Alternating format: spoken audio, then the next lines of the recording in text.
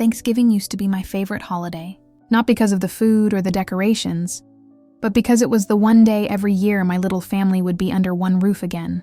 My son, his wife, their 2 children, and me, the proud grandmother who still ironed her tablecloths and made cranberry sauce from scratch. But last year was different. It started with a text from my daughter-in-law, Claire. "Hey, Mom. We're hosting Thanksgiving this year, but it's just immediate family only. Hope you understand." I stared at my phone for a long time. Immediate family only? I blinked, reread the message, and then reread it again, because last time I checked, I was pretty sure I counted as immediate family. I typed and erased my response 3 times before finally sending, "Of course, honey, I completely understand." Then I put the phone down and sat there in silence, the sound of my old wall clock ticking louder than usual. It wasn't the first time she'd said something like that. For the past few years, Claire had slowly started pushing me out, little things at first, not telling me about the kids' school plays until the night before, forgetting to mention birthdays. "Oh, I thought I sent the invite." And my son, bless him, always tried to smooth things over. "Mom, she's just overwhelmed," he'd say. You know how busy life gets with kids. So I played along. I didn't argue. I didn't make a scene, because that's what we older women learn, to keep peace, to smile, to not make our children uncomfortable. But deep down, something in me broke that day. When Thanksgiving morning came, I woke up to silence. No alarm clocks, no smell of roasted turkey, no sound of little feet running around. Just the hum of my refrigerator and the soft purr of my cat, Lucy. I decided I'd cook anyway. Not the whole spread, just a small meal for myself.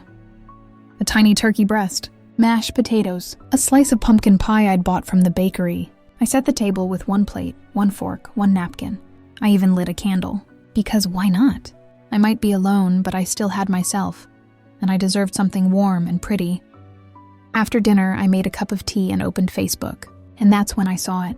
Photo after photo of my son's house, filled with people. Claire's side of the family, her parents, her siblings, cousins, even her coworker, who I'd met once. They were all sitting around my son's table, the one I'd gifted them for their first Thanksgiving as a married couple. And right there, smiling in the center of the photo, was my son, carving the turkey, just like his father used to do. The caption read, "So thankful for family and blessed grateful."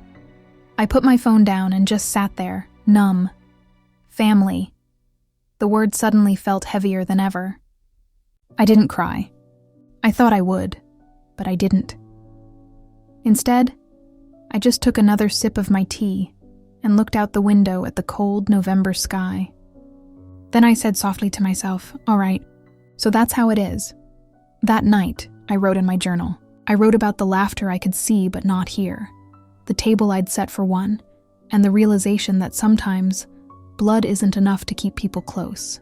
I also wrote something else, a note to myself. You can't control how people treat you, but you can control what you give them. It wasn't about revenge, not yet, but it was about boundaries, something I'd never learned to hold firm. The next morning, I woke up to a text from Claire. "Hey, hope you had a nice Thanksgiving. By the way, our electric bill didn't go through for some reason. Could you maybe help out again this month? It's just temporary." I stared at the message, a slow smile spreading across my face. Because for years, I'd been quietly paying their bills.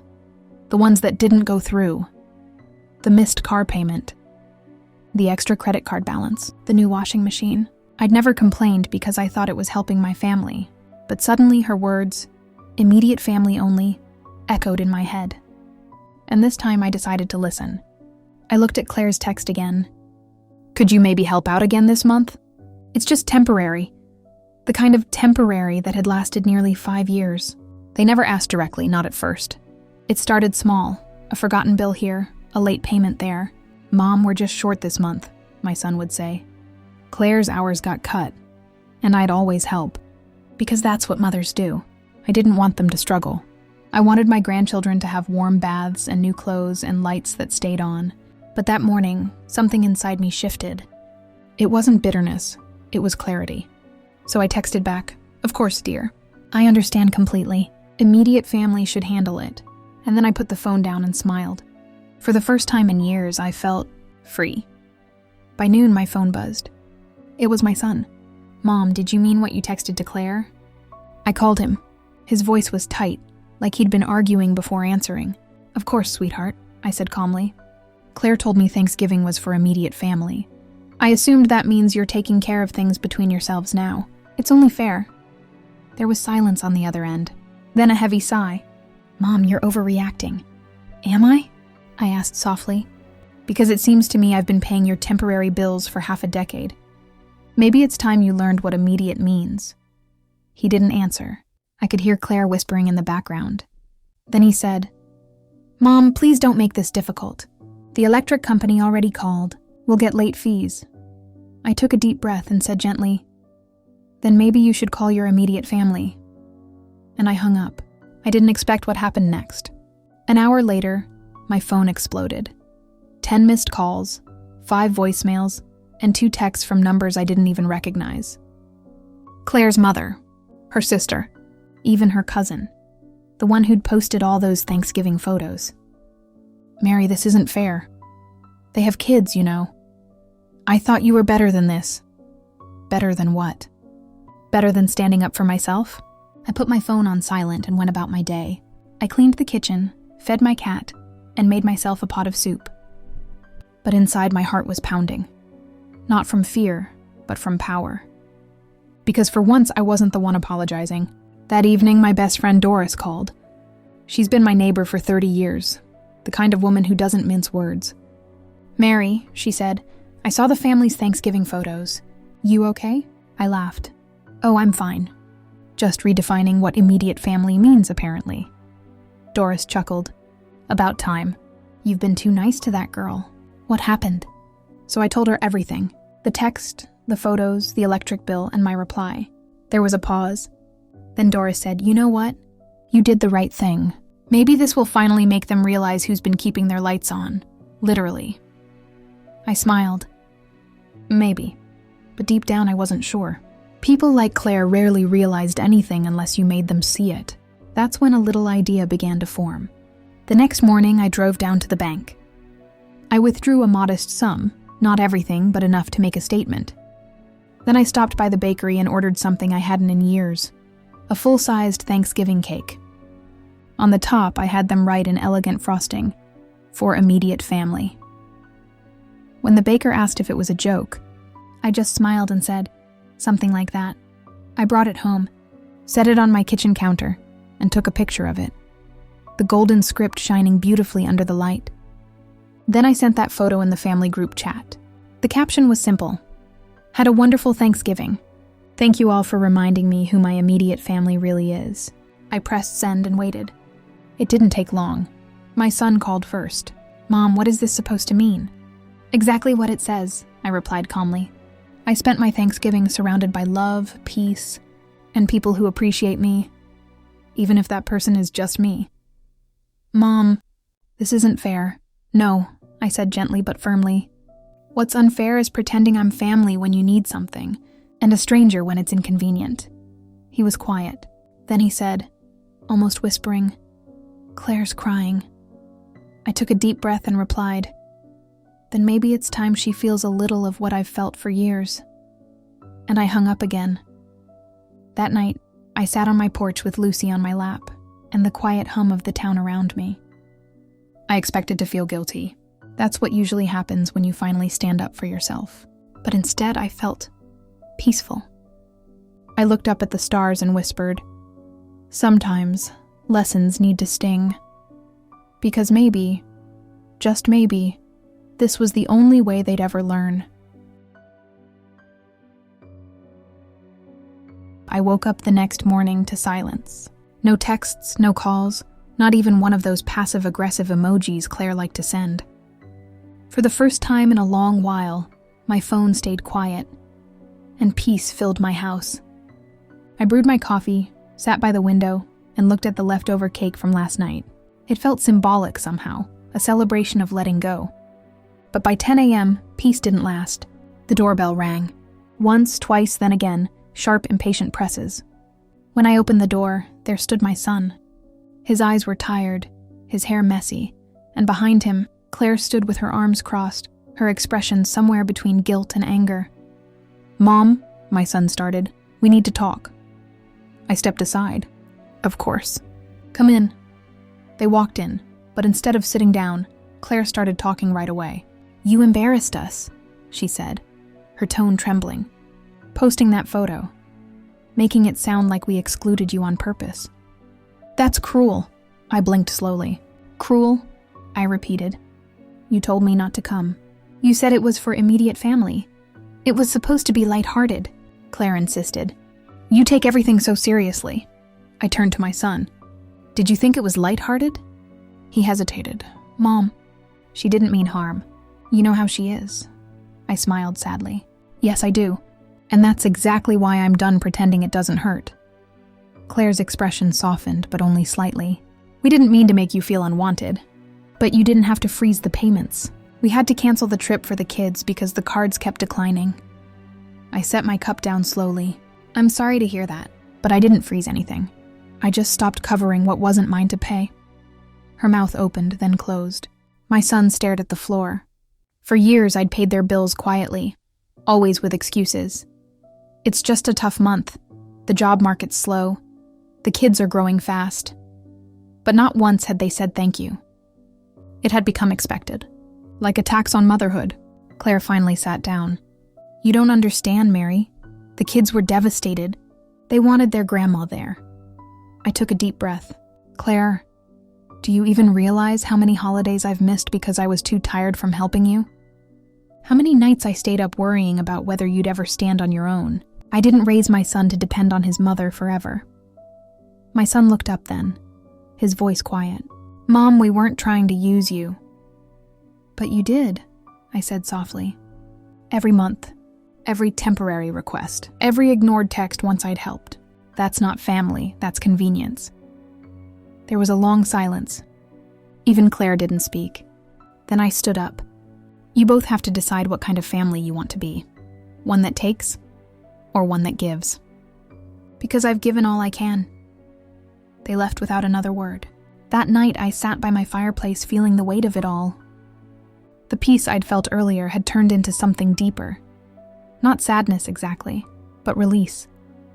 I didn't hate them. I just finally saw them clearly. Still, I couldn't help wondering, would this be the end of us? Or was this just the beginning of something new? Something honest? 2 days later, I got a letter in the mail.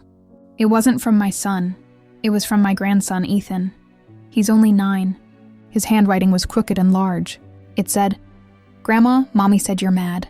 I hope you're not. I saved you a cookie from Thanksgiving. I miss your mashed potatoes. Can I come see you?" I sat at my kitchen table and cried. Because that's what family should feel like. The next morning, I texted my son. "Tell Ethan he's welcome anytime. I'll make mashed potatoes this weekend. You and Claire are welcome too if you come to talk, not to argue." It took a few hours, but he finally replied. "We'll be there." Saturday came faster than I expected. I cleaned the house, set the table, and made Ethan's favorite chocolate pudding. When they arrived, Ethan ran straight into my arms. "Grandma!" Claire and my son followed more quietly, both looking uneasy. We ate together, small talk, polite smiles. Then, as we cleared the table, my son said softly, "Mom, I've been thinking about what you said." He looked nervous. Claire stayed silent, staring at her plate. "You were right," he continued.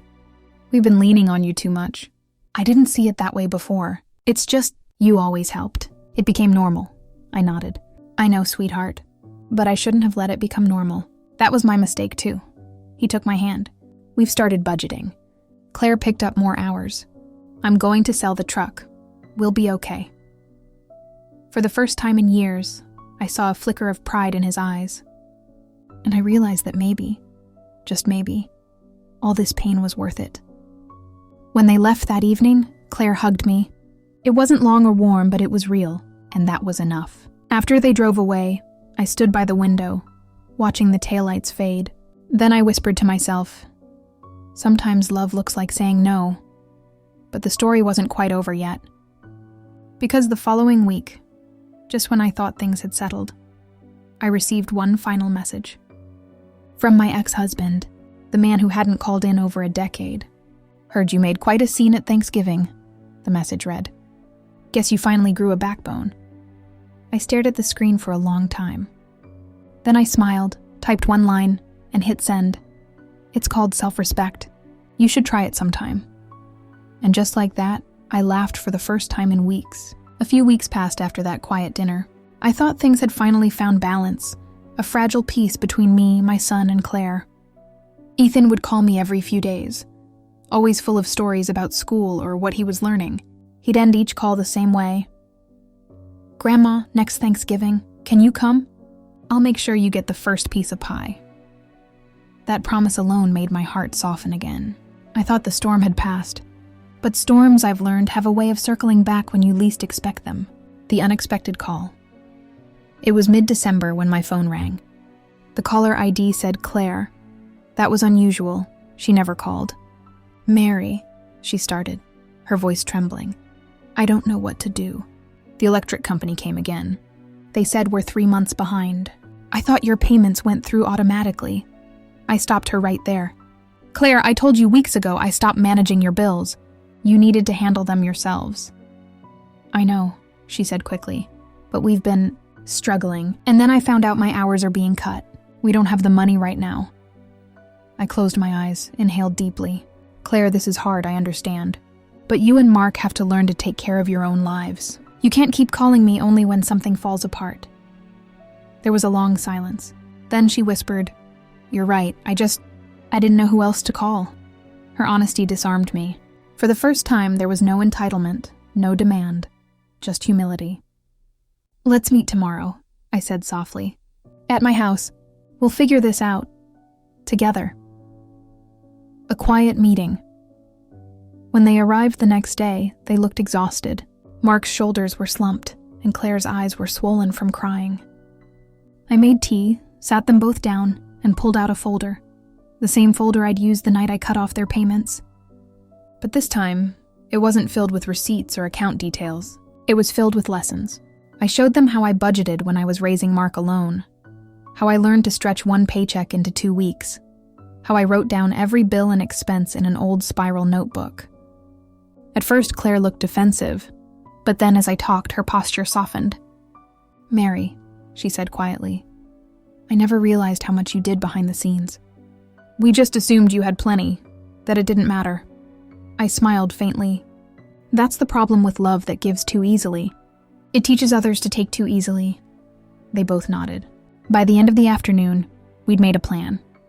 They'd downsize, cancel a few luxuries, and pay off their debts slowly. When they left, Claire hugged me again. But this time it wasn't out of guilt. It was gratitude. The turning point Christmas came a few weeks later. I wasn't expecting much. Maybe a call, maybe a small card. I didn't even decorate the tree. But on Christmas morning, someone knocked on my door. When I opened it, there stood Ethan, grinning from ear to ear, holding a small box wrapped in silver paper.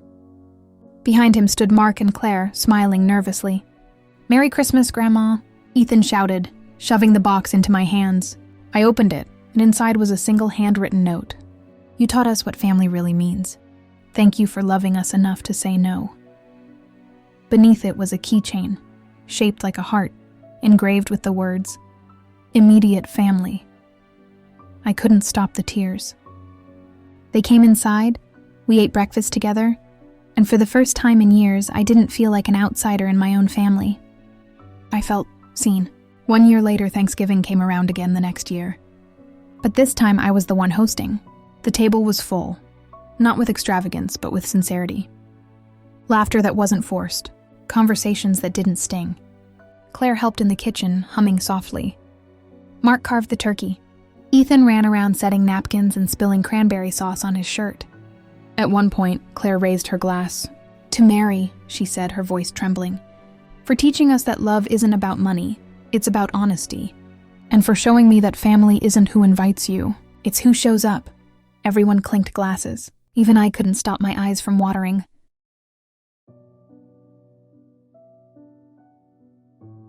The twist. After dinner, Claire pulled me aside. Mary, she said, I want to show you something. She handed me a folded piece of paper, a bank statement. At first I frowned, confused. Then I saw it. a regular monthly deposit labeled Mom's Trust Fund, Rebuilt. She smiled shyly.